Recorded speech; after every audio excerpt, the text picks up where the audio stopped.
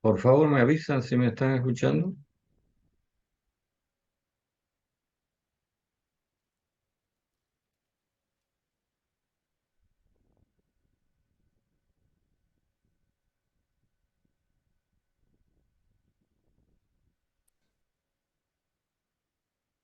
Repito nuevamente, quisiera que me avisen si me están escuchando. ¿Se escucha, ingeniero? Gracias, buenas tardes.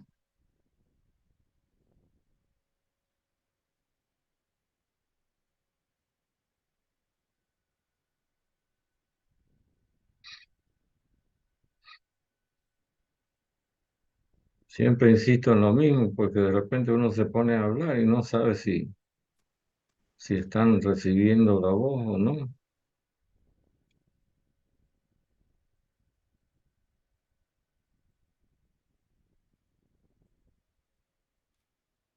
Ahora necesito que alguien me indique en qué asunto específico quedamos la semana pasada. Vimos el ciclo de Carnot, lo mencionamos, lo comentamos. Pregunto. Sí, ingeniero, estábamos viendo el ciclo de Carnot. Ya, voy a volver a dibujar el ciclo de Carnot que seguramente fue el que planteamos la semana pasada en el diagrama PB para poder visualizar.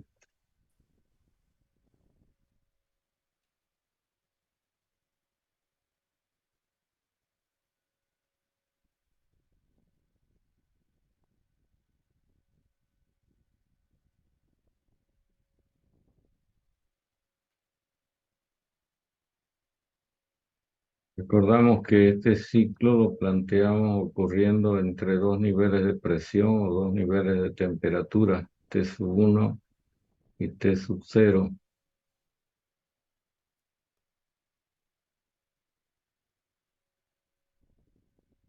El ciclo tenía estas características.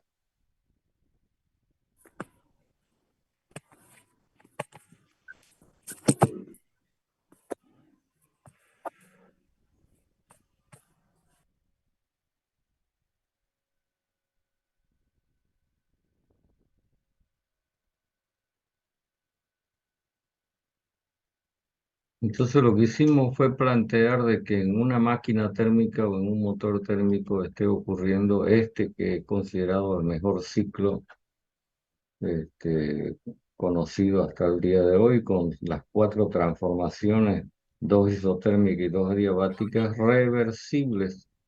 Les recuerdo que esta cualidad de reversibilidad tiene identidad con la cualidad de todo proceso termodinámico que califica como cuasi equilibrio, es decir, estamos hablando de lo mismo.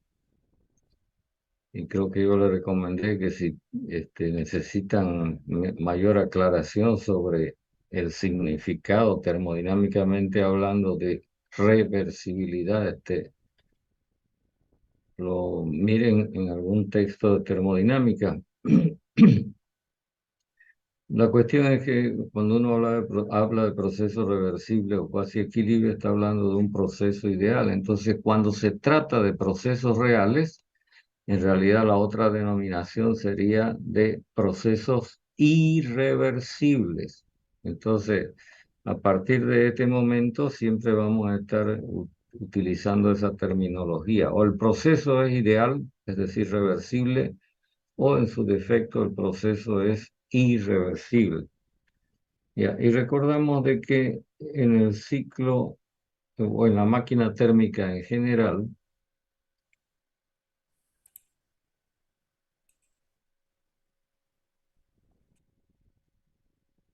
el rendimiento,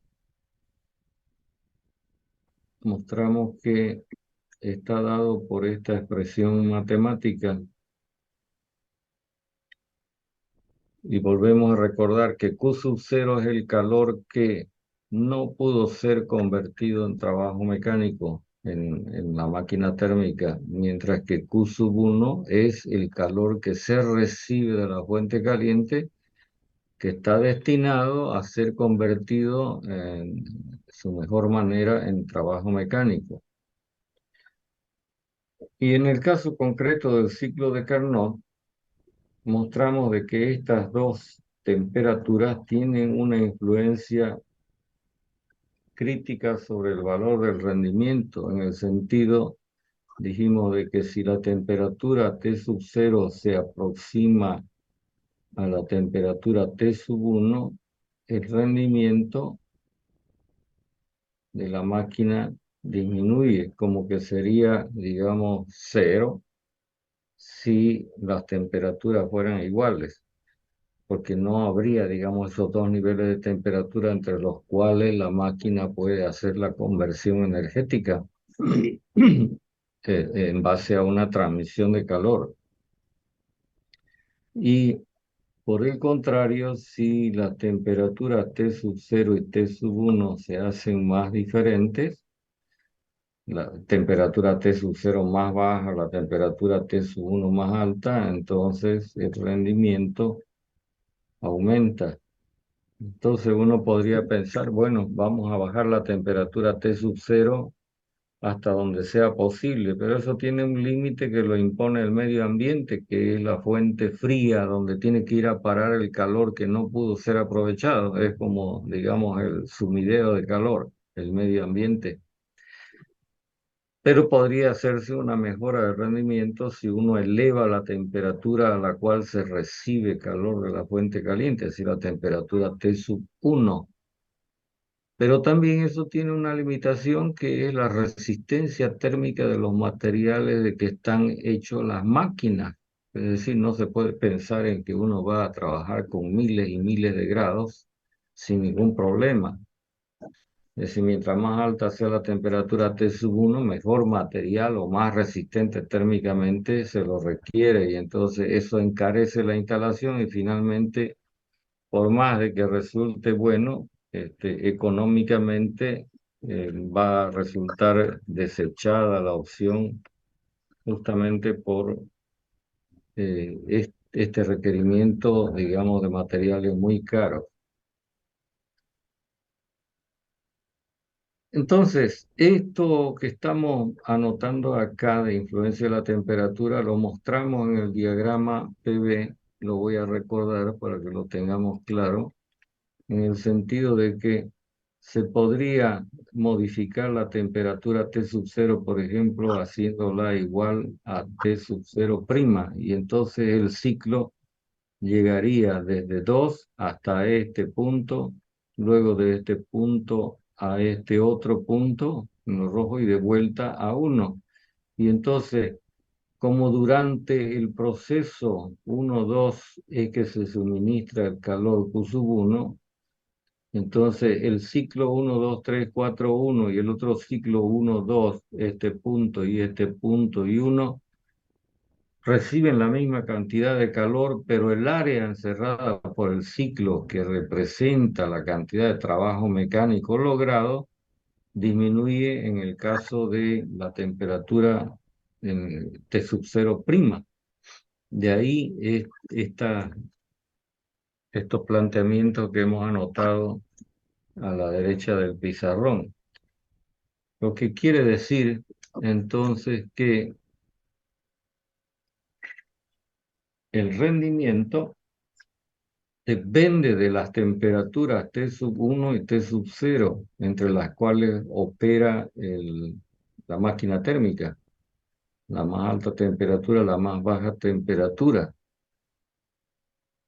Pero en realidad, en la expresión de rendimiento que tenemos acá, 1 es una constante, es decir, este valor es constante y por lo tanto lo que queda como alternativa es que en realidad lo que depende de estas temperaturas es esta relación de cantidades de calor.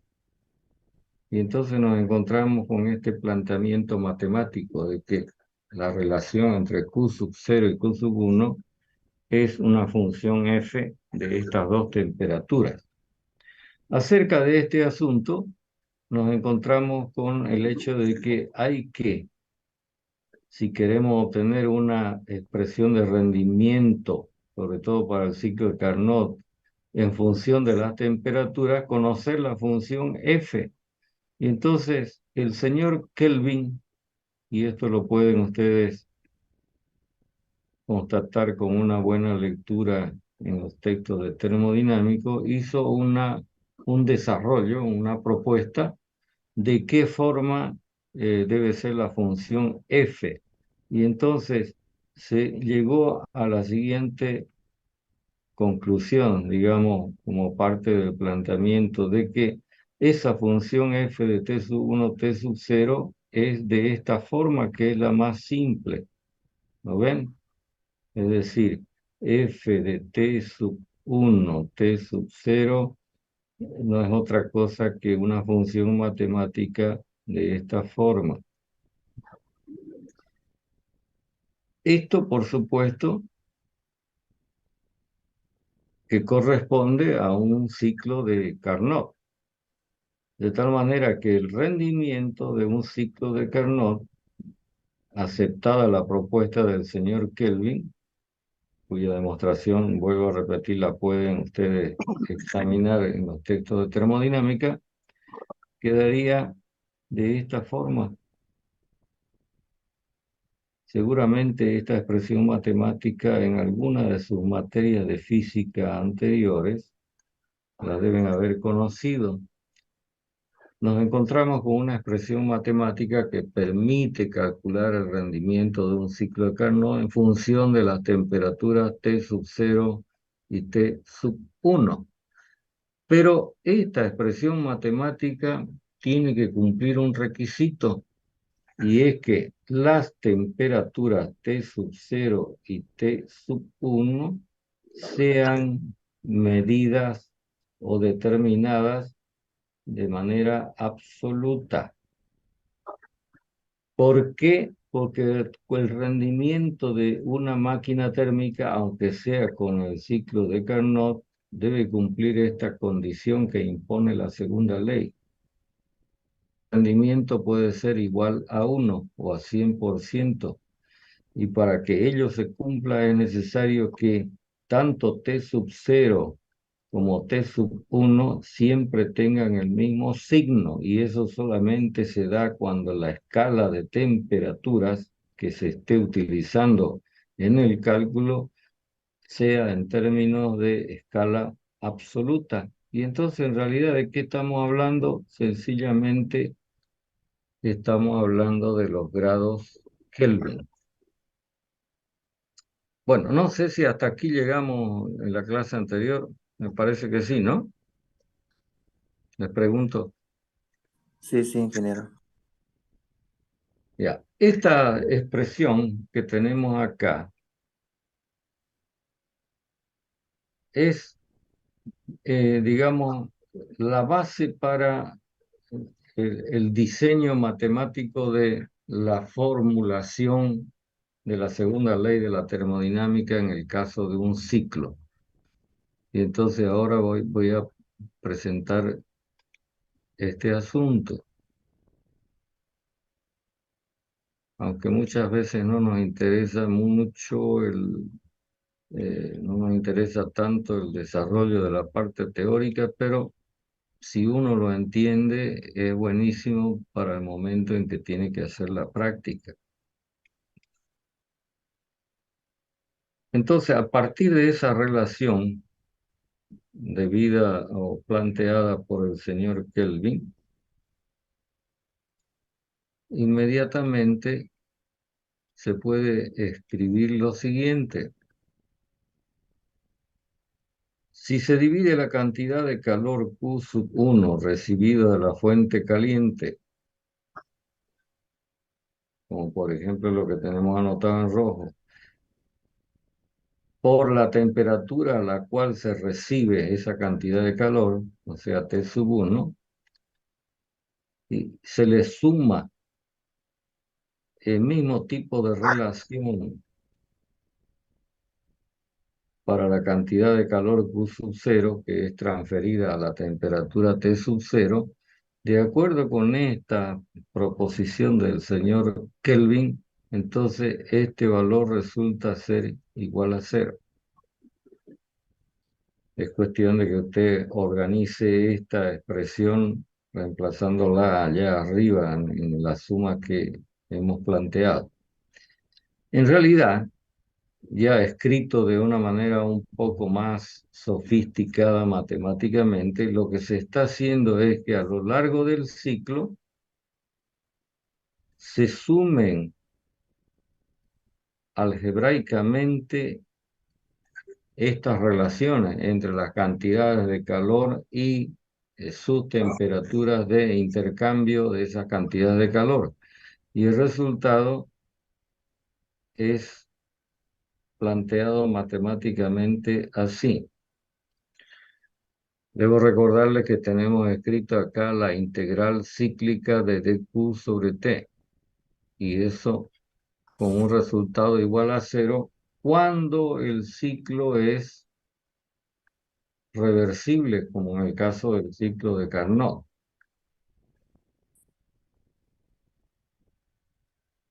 Esta expresión matemática que acabo de escribir no es otra cosa que lo que se conoce como la segunda ley de la termodinámica para un ciclo reversible.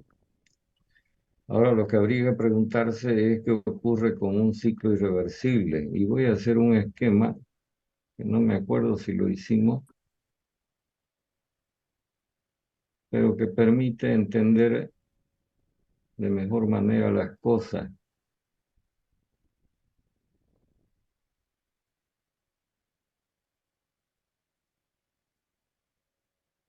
Esto es lo que se denomina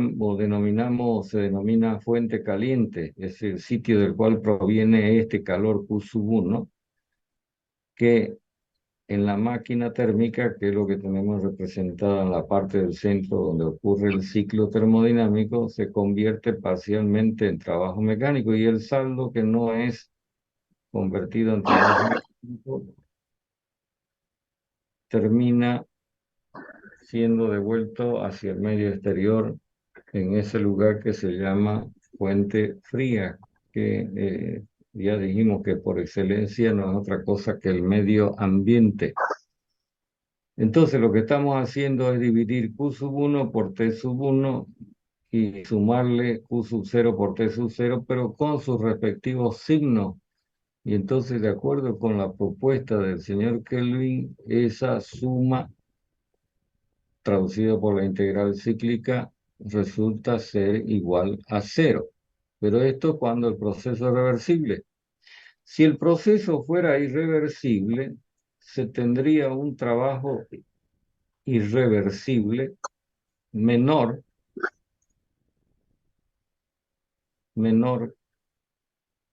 es decir, la máquina térmica rendiría menos, generaría menos trabajo mecánico, y entonces tendríamos un Q sub cero irreversible negativo, pero mayor que el que se tiene cuando el proceso es reversible. Y entonces, cuando el ciclo sea irreversible, podemos hacer el siguiente planteamiento. Voy a borrar para poder escribir. La cantidad de calor Q sub 1 se está intercambiando, aunque el ciclo sea reversible, a la temperatura T sub 1. Pero cuando el ciclo es irreversible, la cantidad de calor que no está siendo aprovechada, es lo que estamos llamando Q sub 0 irreversible, se intercambia a la temperatura T sub 0. Como este valor es mayor que este valor en términos absolutos, entonces cuando yo sume esta expresión, el resultado siempre va a ser menor que cero. Y entonces ya podemos sofisticar la expresión matemática para esta situación, escribiendo que esta integral cíclica va a ser menor que cero cuando el proceso o el ciclo concretamente sea irreversible. Entonces, una de las cosas que uno debe memorizar, creo yo, siempre para tenerlo presente, es que cuando hablamos en términos de la segunda ley de la termodinámica, el signo igual lo debe asociar usted con una situación de reversibilidad, mientras que el signo desigual, en este caso particular menor que, lo debe asociar con irreversibilidad, ¿sí? En este caso particular con un ciclo irreversible. A ver, hasta acá quisiera saber si quieren preguntar alguna cosa para que orientemos mejor la explicación.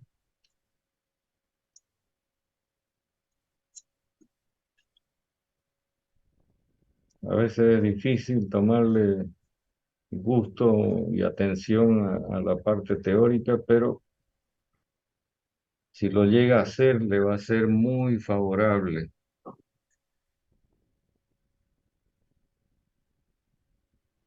Nada, no quieren preguntar nada, no quieren opinar nada. Bueno, continúo. La siguiente pregunta que uno tiene que hacerse es que si bien ya conocemos las expresiones matemáticas de la segunda ley de la termodinámica para un ciclo, sea este reversible o irreversible, ¿qué pasará con la expresión matemática de la segunda ley cuando el proceso no se trate de un ciclo termodinámico, sino de un proceso cualquiera que se inicia en un estado termodinámico y termina en otro estado termodinámico diferente? Para eso vamos a plantear lo siguiente, y este es un planteamiento similar al que hicimos cuando explicamos la primera ley. Digo similar porque ahora estamos tratando a la segunda ley.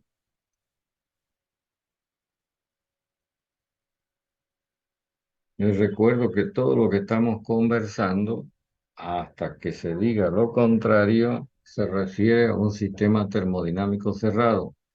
Entonces, suponga que usted tiene a ese sistema termodinámico cerrado en el estado 1 y que de acuerdo con este proceso reversible A pasa al estado 2 y que de acuerdo con este proceso B también puede pasar del estado 1 al estado 2 y que siguiendo este proceso C, dicho sistema puede volver del estado 2 al estado 1 inicial.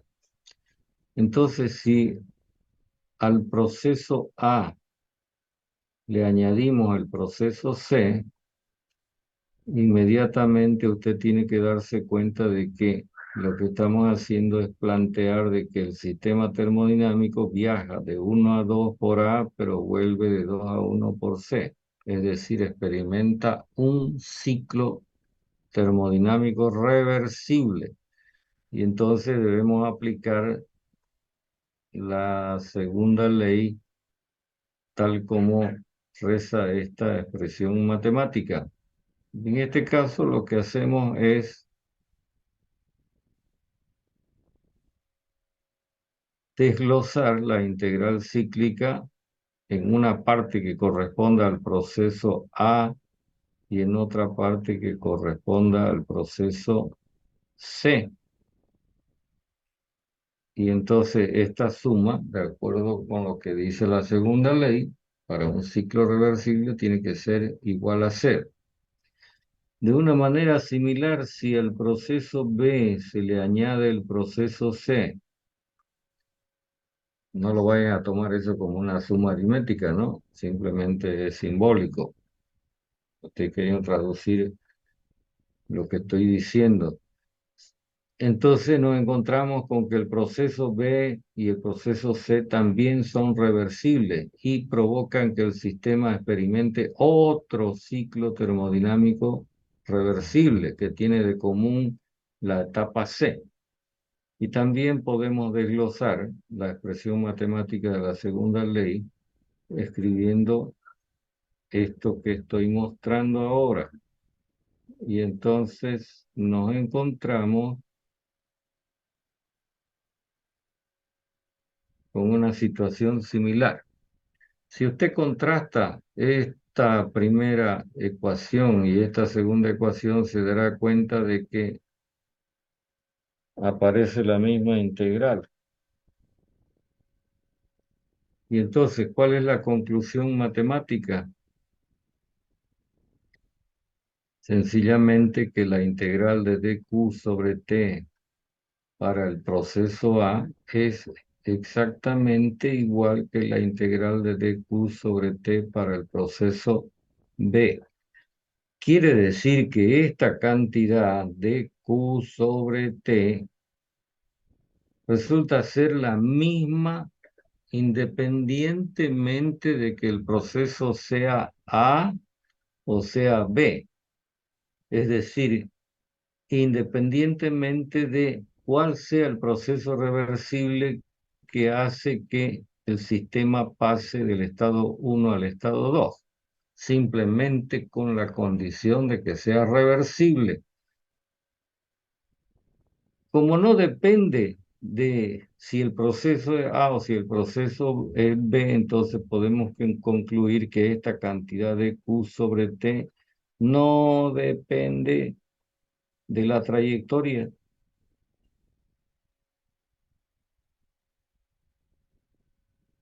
Y esto es algo importante para el manejo de los diferenciales. Usted debe recordar que hemos conocido dos tipos de diferenciales, los que hemos llamado diferenciales exactos, que corresponden a las variables de estado, y por el contrario hemos conocido también los diferenciales inexactos, que corresponden a las variables de trayectoria.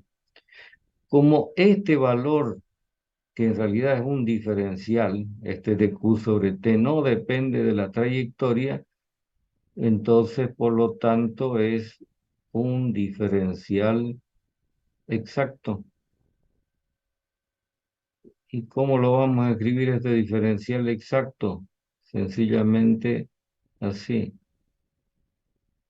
con la letra D, como es característico de un diferencial exacto, y bautizando a esta variable de estado a la que pertenece este diferencial exacto con la letra S. Y ya sabemos que S es una variable de estado conocida con el nombre de entropía. ¿Lo ven? Y entonces nos encontramos con esta expresión matemática que dice que el cambio de esta variable de estado que se llama entropía, si el proceso es reversible, va a ser igual a esa cantidad de calor dividido por T. Es decir, el calor intercambiado durante el proceso dividido por la temperatura absoluta a la cual ocurre el intercambio de calor. Esta expresión matemática constituye la segunda ley de la termodinámica para un proceso, valga la redundancia, termodinámico reversible o cuasi equilibrio. Si examinamos un poco más esta expresión matemática, lo que me está queriendo indicar es que para el sistema en cuestión, en cada estado termodinámico, como por ejemplo el 1, como por ejemplo el 2, se tendrá un valor de esta variable de estado que se llama entropía.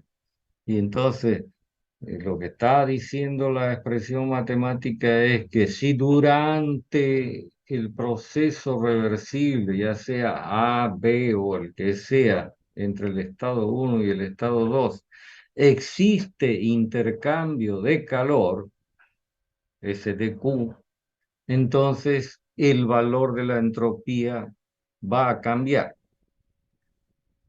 Va a pasar de ser S sub 1 a ser un valor S sub 2 que bien podría ser distinto. Entonces analicemos un poco más detalladamente,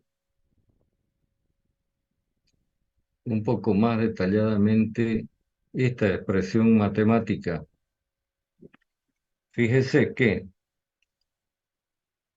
como T es temperatura absoluta, entonces siempre va a ser un valor positivo. Por lo tanto, el signo del diferencial de entropía va a depender del signo del diferencial de calor.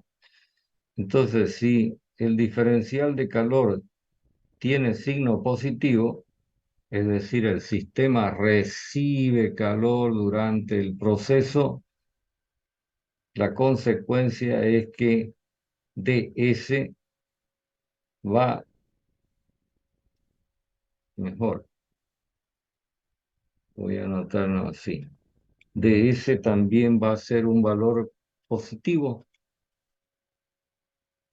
Es decir, hay un cambio, va a ocurrir un cambio de entropía positivo y por lo tanto también significa eso que durante el proceso la entropía aumenta. Entonces, esta es una de las cosas que siempre hay que tener presente dentro de los conocimientos que uno puede mantener fijo en su cabeza el resto de la vida. El calor recibido provoca aumento de la entropía del sistema.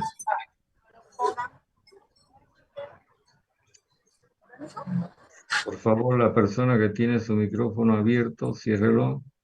¿Ese es el mejorcito que hay? ¿O hay uno mejor que él?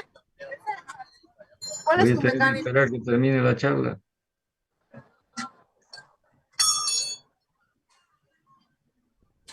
¿Cómo se nota que está en otro mundo? Buenas. ¿Cuánto me cobra la ponida de la maquinina? Compañeros, ¿Pero el crees uno? micrófono. ¿Cuánto me cobra? Con cable, ¿no? Creo que me lo cobro ¿a dónde? ¿A la chapa? ¿La chapa o si no la batería? ¿A dónde quieren? Chapa, la chapa. 20 pesos vale. Nada más.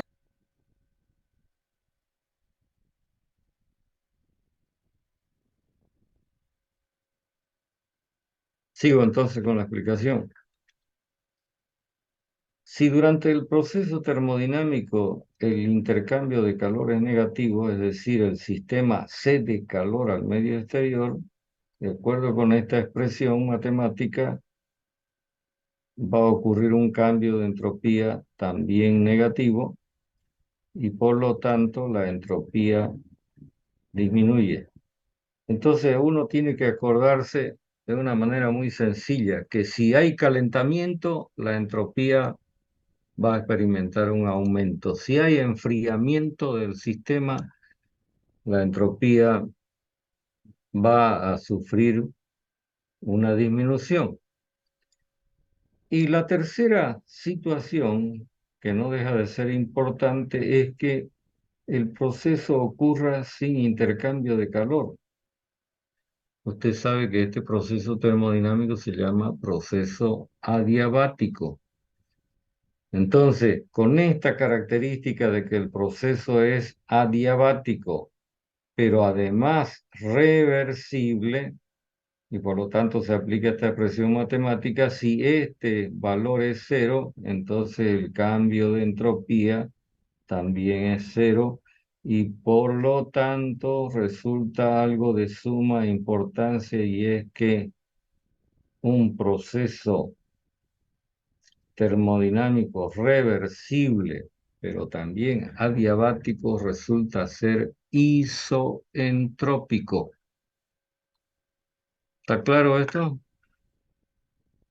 Les pregunto. Sí, Todas doctor. estas, todas Está estas claro. cosas las debe tener presente usted cuando ya esté haciendo ejercicio o resolviendo problemas que demanden la aplicación de la segunda ley. Entonces, usted tiene que estar al tanto de esto. si va a haber aumento, si va a haber disminución, si el proceso es isoentrópico, qué significa, qué involucra esto, etcétera. De todas formas, esta expresión matemática de segunda ley corresponde solamente a un proceso termodinámico reversible. Y entonces, para ver qué ocurre con la formulación de la segunda ley de la termodinámica cuando el proceso sea irreversible, un proceso real, entonces vamos a modificar el diagrama que tenemos acá. Fíjese lo que estoy borrando. Y ahora lo voy a reconstruir y entonces en lugar de que el proceso que teníamos anotado con B antes sea un proceso reversible, ahora lo planteamos como proceso irreversible. El proceso A y el proceso C siguen siendo reversibles, por lo tanto esta ecuación que tenemos acá como aplicación de la segunda ley para un ciclo sigue siendo válida. Sin embargo, cuando el sistema termodinámico experimenta el proceso B y a continuación el proceso C, ahora, esta expresión matemática que tenemos planteada más abajo ya no tiene la misma configuración porque ahora debemos aplicar, por ser el proceso B irreversible, esta segunda ley para el caso correspondiente de que el proceso o el ciclo sea irreversible. Y entonces nos encontramos con que esta suma de integrales, la integral de dq sobre t para B más la integral de dq sobre t para C, va a ser un valor menor que 0. Por lo tanto, si la integral de dq sobre t para C es la misma en ambas formulaciones, en ambas ecuación e inecuación respectivamente, entonces la conclusión ahora tiene que ser distinta, pues, ¿no? Ya no son iguales la integral para A que para B. Quisiera que me digan cuál va a ser mayor o cuál va a ser menor. Pregunto, ¿cuál de las dos integrales es mayor? Irreversible. ¿Seguro? ¿Cuál es mayor, la integral para A o la integral para B? La de A. La de A. Y entonces la conclusión es esta, que la integral de dq sobre t para A, que es un proceso reversible, es mayor que la integral de dq sobre t para B, que es un proceso irreversible. Y sabemos que esta integral de dq sobre t para A, cuando el proceso es reversible, es igual al cambio de entropía. Por lo tanto, ahora podemos concluir como formulación de la segunda ley de la termodinámica para un proceso irreversible esta expresión. ¿Ya ven? Que el cambio de entropía va a ser mayor que esta cantidad que relaciona la cantidad de calor con la temperatura a la cual se produce el intercambio de calor. Bueno, lo vamos a dejar acá hasta el próximo día y terminamos el análisis de esta expresión matemática con más